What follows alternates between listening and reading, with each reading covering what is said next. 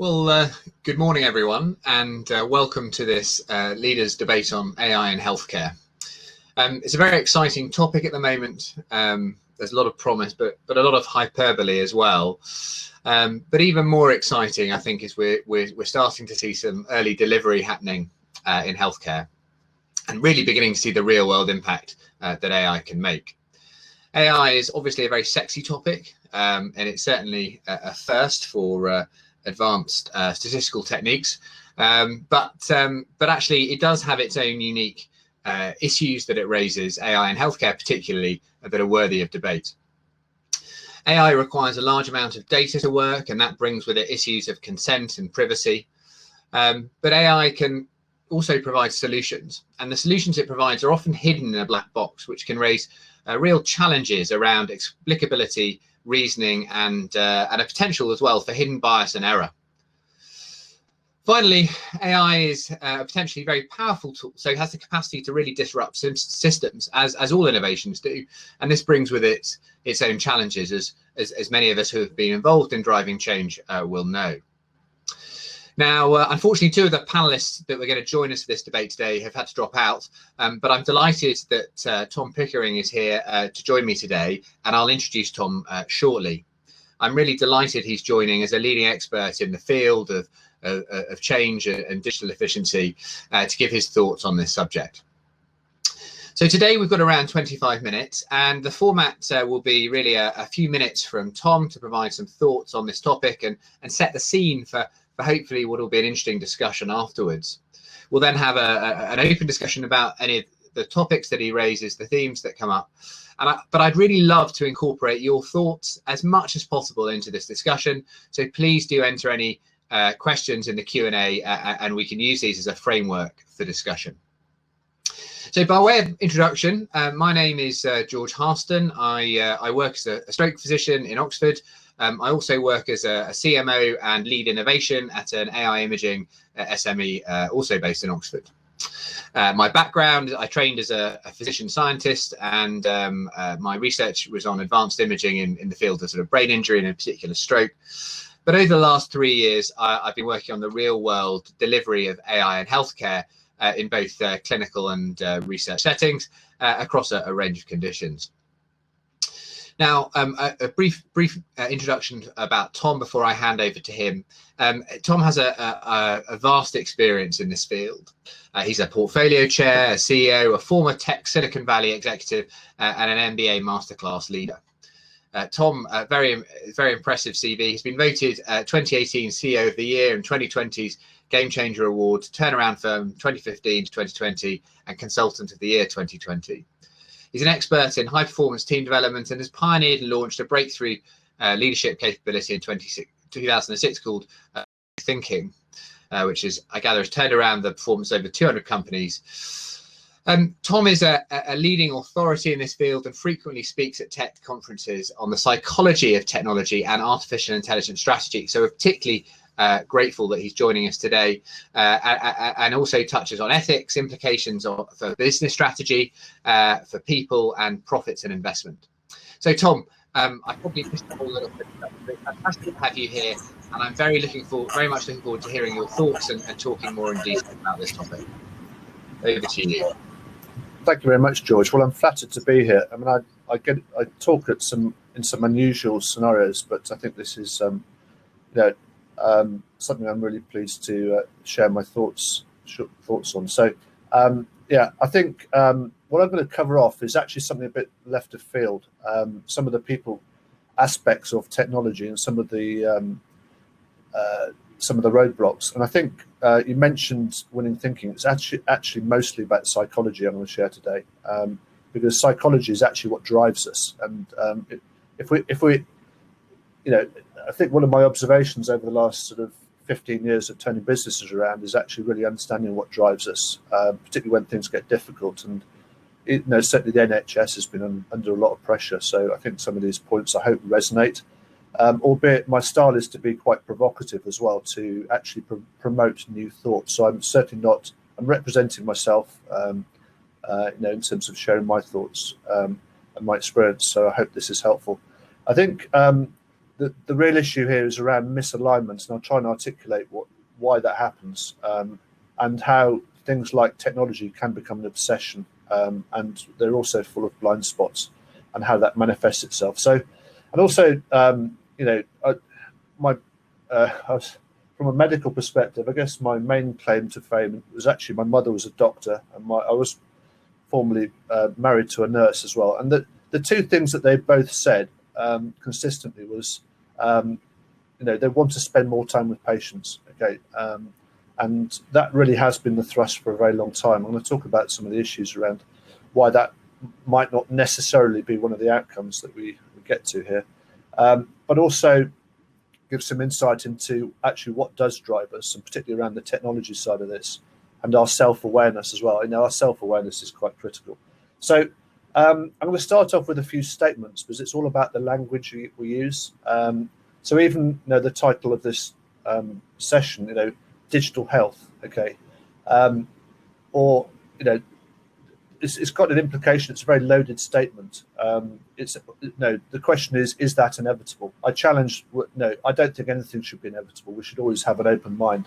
And the statement like Donald Trump is great, which is a little bit more provocative, but you can see actually there's a blind spot in both of these two situations, I hope, because the implication of digital health has an implication, and it's quite difficult to speak up against these things. And I think the challenge in all these situations is, what are we not discussing? Okay, so what's off the table through these strategic statements?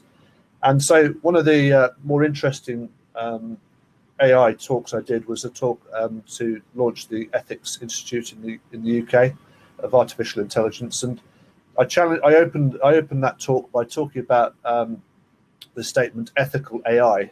It suggests there is ethics in AI, and there are no ethics implied in AI at all. Whereas if you reframe that and say ethics in AI, then you can have a sensible discussion about it. And it's, again, very difficult, if you're not careful, to speak up against that. And the same implication of achieving digital efficiency. I did a talk 2019, 2020, I can't remember. There is no digital efficiency happening in the NHS. It's actually getting worse. And I foresee it will get worse, actually, and I'll try and explain why. So at its simplest level, in a sort of company turnaround perspective, and I think it applies to the NHS as much as anywhere else, in fact, probably more so, is this in terms of efficiency, there are three elements of efficiency. One is value add, which means that if you stop that service, then somebody's going to notice directly and immediately.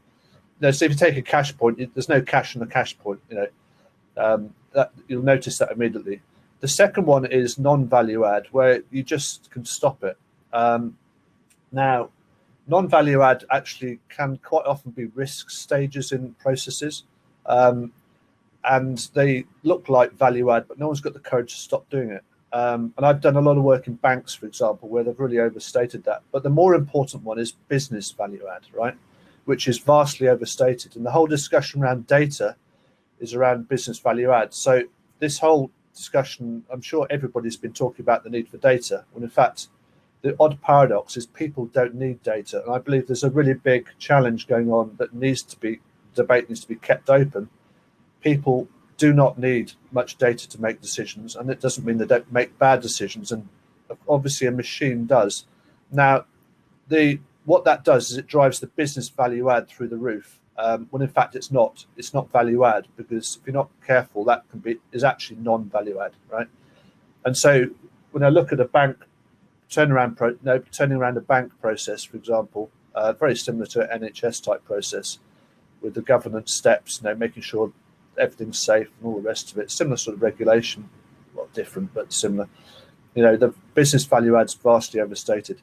Now that's the crux of what I want to talk about. And of course that comes back to my mother and my former wife saying that they want to spend more time with patients, because of course also all that data and that obsession with data takes people away from the front line. And I think that's what really matters. When people are feeling ill, the last thing you want to do is speak to a machine. That you want to be acknowledged for who you are.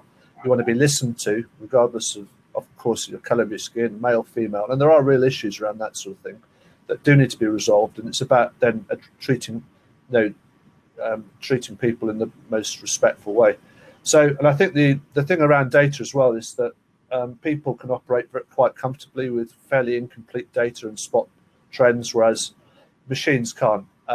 And there's an obsession. I've spent a lot of time actually running very successful businesses taking out data systems, because it's that most data systems don't only work up to 95% accuracy, and actually don't work at all below 95% accuracy. And the 5% closing that gap is absolutely a huge effort to do that. But then I often ask the question, why are we doing that? What's the cost of doing that? What's the benefit of doing that? And that's the big issue, I think, particularly when it comes to such critical data in the NHS. So I think, and these things are quite obsessive. So I'm sure if you counted in this discussion how many times people have talked about data, you could probably, it would be hundreds rather than tens. And I think that it really comes down to as well, why do people join the NHS? They don't join the NHS to make money. They join the NHS because they want to do the right thing for people. They want to care for people, want to speak to people, and those sorts of things. And I think we have to be very careful. Behind this is a very big tech machine, and I'm concerned as well. Some of the local investment that's going into doctors and some of the local companies can be quite problematic as well, to take people away from the front line, and really sort of create these little pockets of data and activity that isn't necessarily aligned with what's right for the patients. So I think there's another issue around too much data with unqualified people. There's quite a lot of effort to share data with patients who frankly don't need to know that sort of stuff. And I for one was persuaded when I went for my jab, I decided I want to have my jab, but then I was told too much information, and actually I was put off having my jab, and I actually rebooked it, I'll be quite honest with you, because I wasn't comfortable, and actually I wasn't happy actually about the psychology of what I was told. It's only because I'm very acutely aware of this sort of stuff, but I think you have to be very careful about providing people too much information. It's not helpful, and we need to get to a position whereby trusting others to fix us is really quite critical. I think there are some underlying risks as well that need to be critically thought through as well, which in terms of the longer term, you asked me earlier about the longer term, there's some real issues around who's actually going to dominate tech systems, both from a quantum computing perspective and artificial intelligence. And the answer to that is binary, it's China, okay? And if you look from the Chinese perspective towards the UK, they have no regard for our AI systems whatsoever. And actually, when you consider they have no rules in their sort of people systems in the way that we have, that means their learning's extraordinarily fast. And I think we've got a real challenge because we're opening ourselves up to huge cyber risk. So the point I'm trying to sort of illustrate, I hope in a relatively pragmatic sort of way, is the awareness of language, and also what is a successful outcome here, and what does that look like? And the other thing clearly is that public money is being spent. So there is a real responsibility, in my view, to support the staff and do the right thing. And the reality, I think, at the moment is because I think these sorts of things are not being addressed properly. There are no really good case studies for success, and I'm not surprised by that. The productivity, as I said before, I think has got worse in the NHS. There are some interesting things around radiology where, and I'm no expert, I'm just raising the issue but when I've looked at radiology, for example, yes, it might improve the accuracy and you might miss some stuff. But actually, one thing my mother used to say was, she used to be able to she did a lot of pediatric health. She used to be able to look at a child and tell whether or not there was a problem, right? And actually and then from that point, it's that intuition. And from a human being perspective, that's, we shouldn't rule that out in any shape or form. And the assumption that somehow the computer, can make a better decision. And I think there are some impossible consequences around accountability as well. So ultimately, if the computer says yes, is the doctor going to say no? And I think there's a real risk from an insurance perspective with that. And I think as well, because doctors are not thinking this stuff through, trust me, their own skills are going to go blunt quite quickly. and it is keeping our, I'm a company turnaround expert, but I haven't done much financial analysis for a while. I've just started some big projects recently, and my financial wheels are not whirring as fast, and it's the same with anything. And I think we've got to keep our skills sharp. And I think there's the other thing. There's a lot of different facets, so just bear with me. I'll open the thing up to questions in a minute. But the other thing I think is this thing about making best use of people's time. From a well-being perspective, people do need to have simple jobs as well as low-level jobs as well as big jobs, because the notion that somehow that we're making best use of people's time, and actually pit cleaners, porters, they're all contact points in the NHS. So the thought of automating stuff that is low-level, these are all jobs for people, and I think there's responsibility, particularly in the context of the new now, for the NHS to provide jobs for people who are less able in the workplace.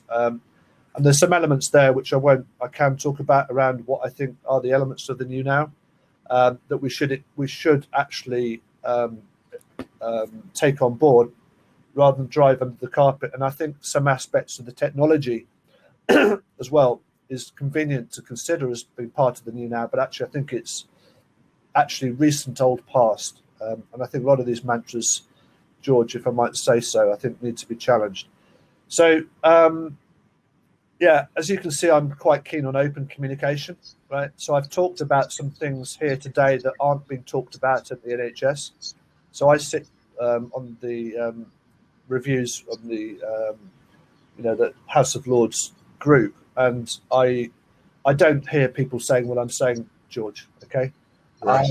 And I also study the psychology of what's being said, and it's not healthy. And it's these mantras, these blind spots are absolutely prevalent, and that really concerns me. And I think, just to describe what I think good looks like, I've got a notion of a jazz band, and so what does that mean? It means intimate relationships, so free-flowing information with people like me and people like you saying exactly what we think, and particularly those people on the front line who are becoming overwhelmed by the tech dialogue, who probably don't necessarily believe in it. And it's about getting that position, I think, right, and encouraging open communication to realign this. But there is actually a skill set which is missing in this, which I'm acutely aware of because of my background and experience. But this is very unfamiliar territory, and practically, I'm not raising an issue without having a solution. I'm very happy to follow up with anybody after this call to actually address some of these issues, to really create a really healthy jazz band that will actually align and get the best out of the caring versus the digital, the people side that I've talked about. I think the one thing I'd just close on, was I tend to be the person in conferences that asks the difficult questions, and one of the questions, not to be awkward, but because I think they matter, and the question I asked just last week to the head of the NHS, is anybody looking at the efficiency of the frontline staff, doctors and nurses? And the answer was no. And I think that's something that I'd like to say is important and should become front and centre. Well, Tom, that's fascinating, and certainly delivered on what you promised and being provocative. There's a couple. I mean, sadly, we're not going to have time to go all the gems that you've flagged there. There was a couple of points I just wanted to I thought might be interesting to touch on a bit more. So you talked, several times about efficiency in healthcare, and you said that you felt it will get worse. Now, in my mind, when you're implementing an innovation, and AI is one of those innovations, you've got two opportunities. You can either do what you're doing already more efficiently and improve flow. That's a win, or you can do what you're doing better, and the efficiency then may be a cost, or it may be the same. Yeah. But I mean, do you think we're doing either of those, or going through either of those? Are we getting improvements at the cost of efficiency, or are we? The first thing I'd say, last time I looked at this, which was a little while ago, I looked at this, and it's got worse. Since the AI is, so the facts are. It's important to face the facts. So the facts are 3 years into the implementation when this started, it's got worse, and I'm not surprised about that. The second thing is the target should be, in terms of efficiency, should be 30% efficiency in the NHS, if not more. In that bank situation, it's double digits. It's 30-40% efficiency by getting the business value add right. Okay, recategorizing that in the way I try to describe. But you look at the actions, okay, in terms of the obsession with data. In my view, whilst there is a place, I'm not saying, I'm exaggerating slightly to make the point, there is a place for technology. There are some things that people shouldn't do, like routing vehicles. When you get to a point of 25 drop-offs, that it's billions of, and people just can't do that. But when you come back down to reality, most stuff can be done on a spreadsheet, and it just requires thinking through and actioning. So it's tens of percentage points. So my concern is about identifying the size of the prize, which is the reason why I use that simple analogy: value add, business value add, and non-value add, which is and getting that categorization right. And but to solve that, there's a psychology problem, because you're hitting all kinds of mantras. And even the word digital transformation applies transformation, and it's quite frankly not happening, George, at the moment. Really interesting. I mean, and just a point there you raised about psychology and people. Yeah. And I think what's really interesting is that it's very easy, isn't it, to get distracted by the technology and forget about the people, because the people have to use the technology, and you've got to think about who your user is, who your beneficiary is, as well as your innovation. I think the thing I find really interesting. So I'm full disclosure, I'm a sort of data chap. I think it's it's powerful, and I'm reflecting on some of the points you were making about your mother and her intuition. And one might argue that that's based on data, and her whole life experience is absorbing data. And one of the great strengths we have of using data and is that we hopefully we share everyone's experiences and pull them together. And this is the vision, isn't it? And whether we deliver this or not is a separate point. And I suppose that for me is one of the exciting things that AI offers, is that opportunity to at least begin to look at all that data in a sort of constructive way, in a way that's not possible on an Excel spreadsheet or but it's interesting to hear your thoughts that actually we're overly obsessed, I think, with data. Well, actually, we need to calm down a bit and think about how we're looking at it, how we're processing it, rather than what we're looking at. Well, I think that it starts with getting back to the basics of what does good look like. So I do think that's got something to do with doctors spending time with patients, George, directly. In terms of doctors spending time with patients, doctors don't make decisions in isolation. It's highly dependent upon the counsel, the teamwork. And as human beings, we don't operate well in isolation, as we well know from the lockdown. So from a really practical perspective, the human being versus the machine is a very different beast. The science actually says that humans do not need much data, George. Over about three to four pieces of information, they can make good decisions. That's notwithstanding some things are more complex, but the other side of the psychology of this is that people delay decisions waiting for data when the answer is just common sense, George. And I think that that's actually it sounds great, but actually it's actually about not taking responsibility, oddly enough, and not taking obvious action that should be taken. And people are waiting for data. So very often people say to me, particularly in business context, I'm waiting for the data. In fact, no. Let's just talk about this. Let's think this through. This is an obvious action to take. You don't need any more data. It's just common sense. So I think these are all patterns. So you face a challenge. Do you go to the data? Do you go to the people? What's the right way to do that?